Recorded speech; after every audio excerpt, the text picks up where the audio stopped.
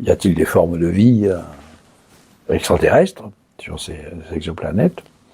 À commencer par des formes de vie, alors non, les formes de vie normales, c'est la bactérie. Hein. Bon.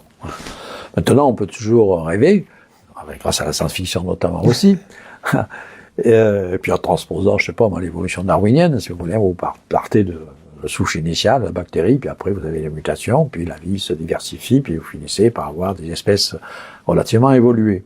Voilà. Alors on se dit, pourquoi y aurait-il pas des civilisations technologiquement avancées? Et donc, la question se posait déjà, elle s'est posée évidemment dans la science-fiction, à la fin du 19e siècle, les romans de Jules Verne, Herbert George Wells, les Martiens, tout un ensemble de choses. Bon, après on a commencé à déchanter lorsqu'on a vu que Mars était, il pouvait pas y avoir de Martiens, mais en allant plus loin, sur les exoplanètes, il peut y avoir, pourquoi pas, des civilisations avancées. Voilà.